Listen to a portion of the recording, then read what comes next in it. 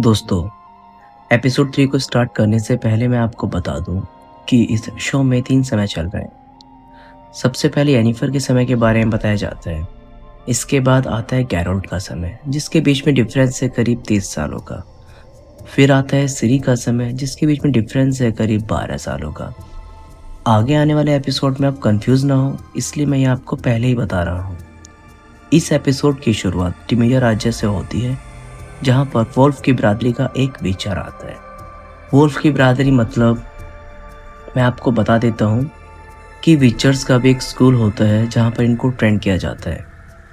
टिमेरिया राज्य के लोग उसे बताते हैं कि एक गुडलक नाम का दैत्य हमारे लोगों को मार रहा है, जिससे तुम हमें बचाओगे। इस काम के लिए विचर्स को 3000 औरंग देते हैं। 3000 औरंग लेकर विचर उस दैत्य को मारने के लिए चल देता है। उन दोनों की लड़ाई के बीच में गुडलक इस विचर को ही मार डालता है। इससे पता चलता है कि वो गुडलक कितना ताकतवर है। इसके बाद वीडियो में दिखाया जाता है कि गैरोल्ड एक रात गुजारने के लिए एक प्रोस्टिट्यूट के पास गया होता है।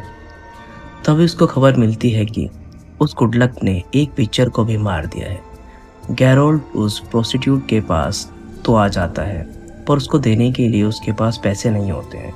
तो वो अपना घोड़ा रोज, अपना चाहिता घोड़ा उनको दे देता है कि मैं इसको बाद में पैसे देकर लेकर चला जाऊंगा।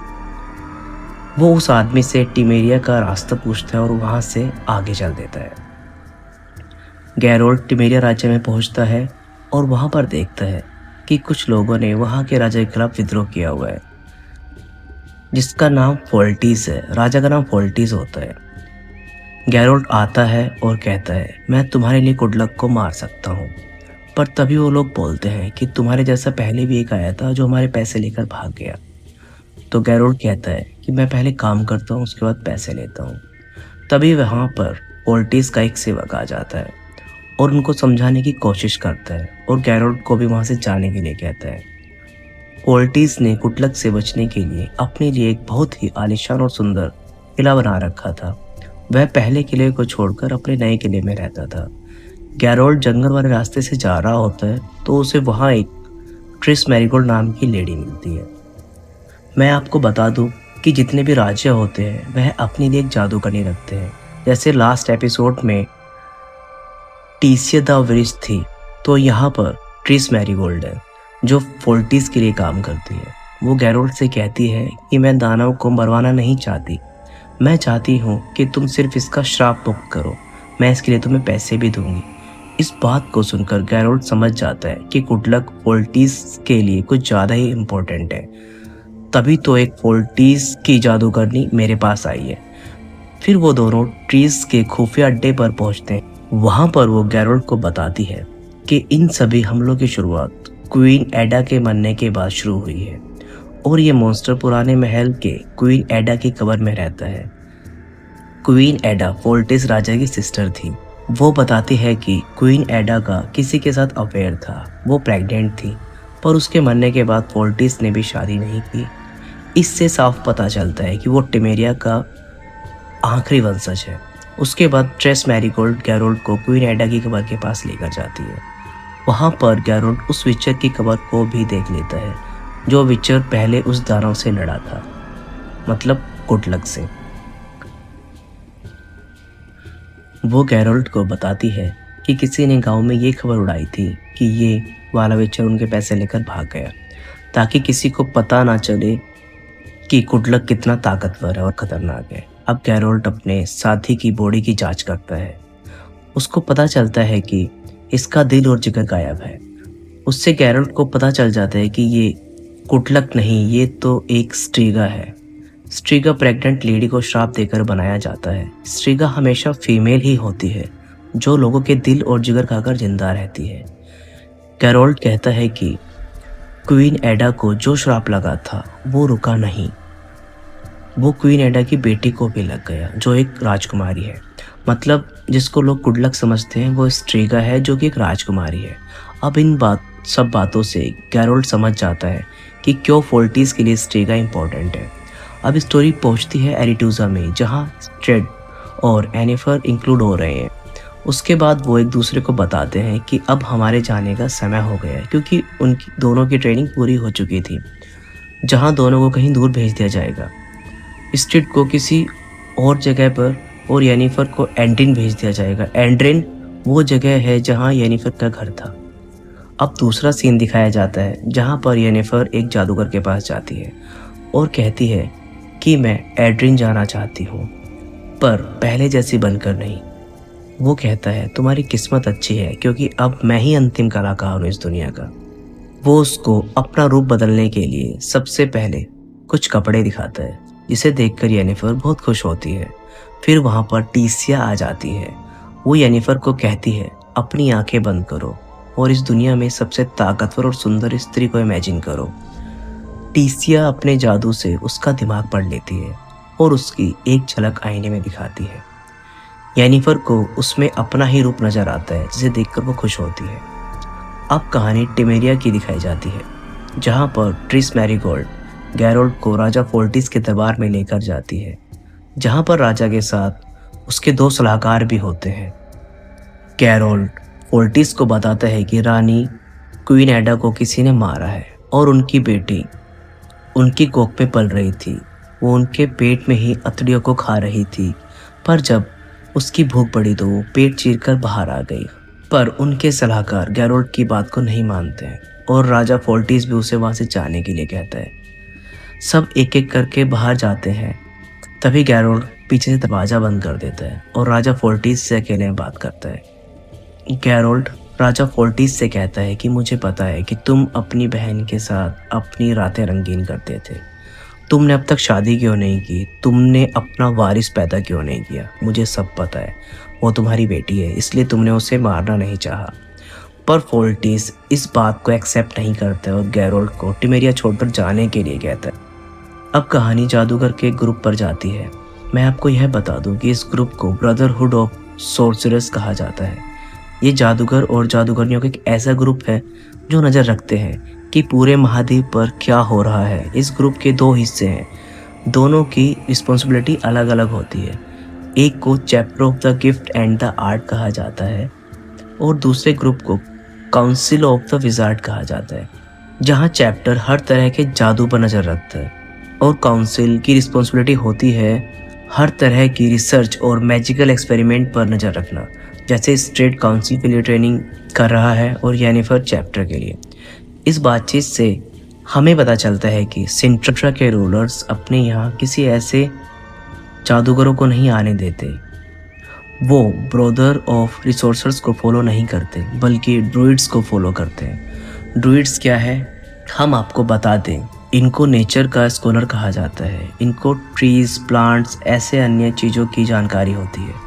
ये जंगली जानवरों को आसानी से काबू में कर सकते हैं और लोगों के जख्मों और बीमारियों को ठीक कर सकते हैं। सीरी के समय में हमें मोज़ेक को दिखाया जाता है। वो जादूगर नहीं है, वो एक ड्रूइड्स है। ड्रूइड्स के पास अपनी खुद की शक्तियाँ होती है, पर ये ब्रदर ऑफ रिसोर्सर्स का हिस्सा नहीं होते हैं।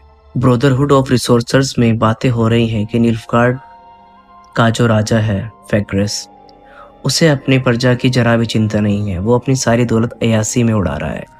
टीसिया कहती है कि वो अपने एक स्टूडेंट फ्रिंजला को निल्फगार्ड भेजेगी, पर वो उन सबको उसके लिए सही चुनाव नहीं लगता है, तो एस्ट्रोबोर्ग येनिफर को वहां जाने के लिए कहता है। सिंट्रा एल्फ को पसंद नहीं करते हैं और येनिफर आधी एल्फ है, तो वो उसको नहीं रखेंगे वहां पर। सभी को लगता है कि येनिफर एड्रिन भेजना सही नहीं होगा और टीसिया की बात वहां पर सुनी नहीं जाती है। येनिफर टीसिया के पास आती है तो वो उसको बताती है कि येनिफर तुम्हें निल्फगार्ड के लिए चुना गया है। वो समझ जाती है कि टीसिया की बात को वहाँ पर इम्पोर्टेंस नहीं दी गई है। टीसिया कहती है इसकी वजह तुम्हारा खून है, कि तुम्हारे अंदर एल्फ का खून है। उसे लगता है कि टीसिया ने उन्हें बताया, पर बाद में येनिफर समझ जाती है कि स्ट्रेट एस्ट्रोबर्ग का शागिर्द है, उसने ये सब बताया। कहानी पहुँचती है टिमेरिया के किले के बाहर, जहाँ फोर्टिस के मना करने पर भी गैरोल्ड और ट्रेस चले जाते हैं। वहाँ वो अपनी खोजबीन शुरू करते हैं। गैरोल्ड को वहाँ एक स्मेल आती है जिसने उसे पहले भी फील किया था। वहाँ पर ट्रेस को एक डायरी मिलती है जो क्वीन एडा की माँ की होती है, जिसमें फोर्टिस और एडा की माँ कहती है तुम ये गलत कर रहे हो, जो भी है इसको ख़त्म करो। कहने का मतलब है कि उनकी माँ को उनके रिलेशन के बारे में पता था। तभी वहाँ पर फोर्टिस का सेवक आ जाता है। गैरोल्ड उसे सूंघता है और कहता है, उसके बिस्तर से तुम्हारी बदबू आ रही थी। तो फोर्टिस का सेवक उसे बताता है कि मेरा और एडा का रिलेशन चल रहा था और एडा फोर्टिस के साथ रिलेशन में थी। इसी बात से परेशान होकर फोर्टिस के सेवक ने फोर्टिस को मारने के लिए ये जादू का श्राप लगाया और फोर्टिस को तो श्राप लगा नहीं, पर एडा को ये श्राप लग गया और उसके पेट में जो बच्चा पल रहा था उसको भी। वो कहता है कि रानी एडा का नाम बदनाम ना हो, इसलिए इस बात को छिपाकर रखा गया। उसका सेवक फोर्टिस को दुखी देखना चाहता था। जब वो दुख में होता है तो उसके सेवक को बहुत अच्छा लगता है। तो गैरोल्ड उससे श्राप उतारने का पूछता है, बट वो उसके लिए मना कर देता है। अब कहानी वापस आती है येनिफर के समय पे, जहाँ ब्रदरहुड का ग्रुप जादूगरों को सिलेक्ट करने की प्रक्रिया कर रहा था। वहाँ पर एस्टेड देखता है कि येनिफर वहाँ नहीं है, तो वो उसके पास चला जाता है और वो देखता है कि येनिफर एक नकली लेटर रेडी कर रही है जो कि उसके बाप के लिए होता है। एस्टेड कहता है कि ऐसा नहीं होगा, तुम्हारा नकली बाप तुम्हारा असली बाप नहीं बन सकता। वो कहती है, तुम जाकर कह दो इन सब बातों को। इन्हीं सब बातों को लेकर उनमें बहस हो जाती है और येनिफर फिर उसको कहती है कि मैं जिंदगी भर तुम्हारी रहमो-करम पर नहीं जी सकती। पर एस्टेड को भी गुस्सा आ जाता है और वो कहता है कि तुम जल रही हो, तुमने सुंदर बनने का अवसर खो दिया है, तुम्हें यह अवसर नहीं मिला। इसी बात पर एस्टेड और येनिफर की बहस हो जाती है, क्योंकि येनिफर ने बचपन से ही अपने बदसूरत होने का कुबड़ेपन का सबसे यही सुना है और एस्टेड ने भी यही बोल दिया है। तो येनिफर को बहुत बुरा लगता है। उसको लगता है कि सुंदर बनना उसका हक है और वो वहाँ से चली जाती है और उन दोनों का ब्रेकअप हो जाता है। येनिफर अब उस जादूगर के पास चली जाती है जो उसका रूप बदलने वाला था, पर येनिफर को कहता है कि अब ये नहीं हो सकता, क्योंकि इसके लिए उसको औषधि तैयार करनी पड़ेगी और जब तक मैं ये सब करूँगा इसके लिए बहुत देर हो चुकी होगी। पर येनिफर कहती है कि मेरे पास इतना टाइम नहीं है, नीचे पार्टी चल रही है जिसमें जादूगर का सिलेक्शन होना है, मुझे वहाँ पहुँचना है, मैं दर्द सह लूँगी, तुम प्रक्रिया स्टार्ट करो। जादूगर कहता है, ये इतना आसान नहीं है, इसके लिए तुम्हें एक कीमत देनी पड़ेगी, तुम कभी माँ नहीं बन पाओगी। येनिफर रेडी हो जाती है। वो जादूगर से कहती है कि मेरी आंखें मत बदलना और जो उसकी कलाई पर निशान है उनको भी रहने देना, जो उसने शुरुआत में कांच से बनाए थे जब टीसियस को लेकर आई थी। वो जादूगर इस प्रक्रिया को स्टार्ट कर देता है। जादूगरों की जो पार्टी चल रही थी वहाँ पर हमें फोर्टिस और एडा को दिखाया जाता है, जो बहुत छोटे होते हैं। उनकी माँ उनको डांट भी रही होती है। आगे भविष्य में इन दोनों के बीच क्या होगा ये सब उसका एक पहलू है। इसी पार्टी में एंड्रेन के राजा को एक जादूगरनी के साथ डांस करता हुआ दिखाया जाता है, पर राजा खुश नहीं होता है। वो कहता है फ्रिंजला को ठीक से डांस करना भी नहीं आता। तभी वहाँ पर येनिफर आती है जो अपना रूप बिल्कुल ही बदल चुकी होती है। वो इतनी सुंदर लग रही थी कि मानो कोई परी जमीन पर आ गई हो। उसको देखकर सब हैरान रह गए और राजा ने खुद उसकी तरफ डांस के लिए हाथ बढ़ाया। तभी टिसाया वहाँ पर आती है राजा को ये बताने के लिए कि ये वो लड़की नहीं है जो तुम्हारे राज्य के लिए चुनी गई है, पर राजा उसको पहले ही अपने राज्य की जादूगरनी मान चुका होता है। दूसरे सीन में गैरोल्ड और फोर्टिस राजा को दिखाया जाता है। फोर्टिस गैरोल्ड से पूछ रहा है कि क्या मेरी बेटी ठीक हो जाएगी। यहाँ पर फोर्टिस ने मान लिया था कि स्ट्रीगा में उसकी बेटी है। गैरोल्ड अपनी जेब से बारूद निकालता है और इमोशनल होकर फोर्टिस को दे देता है। फोर्टिस कहता है कि ये क्या है।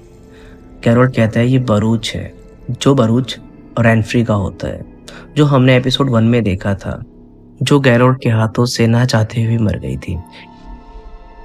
इस एपिसोड की शुरुआत में हमें दिखाया जाता है कि एक प्रोस्टिट्यूट गैरोल्ड से पूछती है कि क्या तुमने कभी किसी से प्यार किया है।